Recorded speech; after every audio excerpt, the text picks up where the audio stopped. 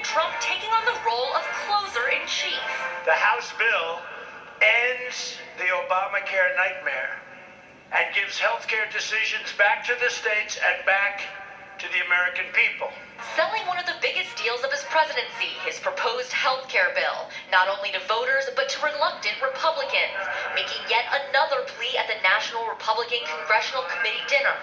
These are the conservative solutions. We campaigned on.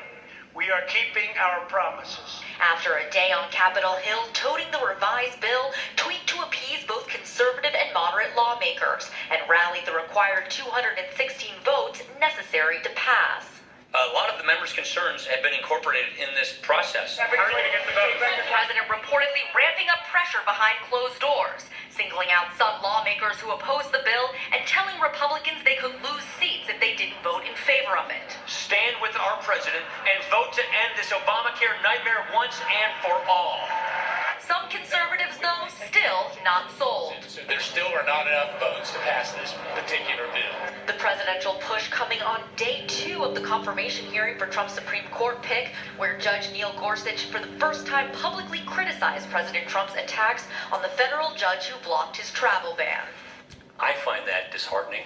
I find that demoralizing, because I know the truth. On Capitol Hill, I'm Kristen Holmes. President Trump signed a NASA policy bill aimed at sending astronauts to Mars. The $19.5 billion bill is the first bill of its kind for NASA in 7 years. The long-term goal remains to send people to Mars by the 2030s. Congress will keep passing funding for the Space Launch System rocket and Orion crew capsule leading up to that mission. The bill passed with bipartisan support. Gun violence is taking a toll on the healthcare system. According to a new study, treating gunshot victims costs more than $700 million a year. That figure does not take into account homicides, emergency services, and long-term care, which cost the system roughly $3 billion a year. And experts say with gun violence on the rise, the price tag is expected to go even higher. 2 Illinois state troopers may have saved a woman's life after she overdosed while driving. The troopers found her car on the side of I-294 Sunday night.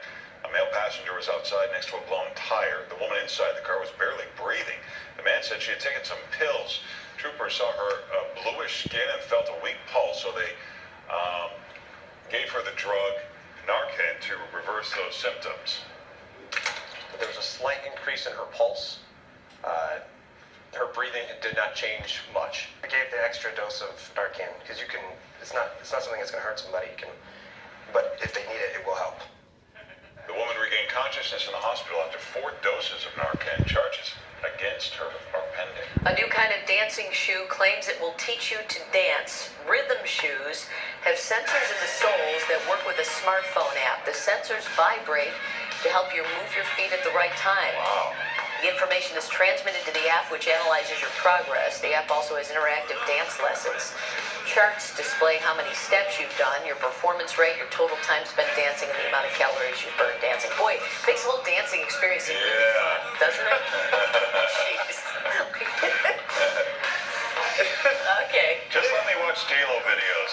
I'll figure it out. Figure it out, dude. Look, you can watch all the J-Lo videos you want. You're not dancing like J-Lo. I hate to break it to you. No, but it'll still be fun. Yeah. Watch J-Lo Name videos. of research. Right.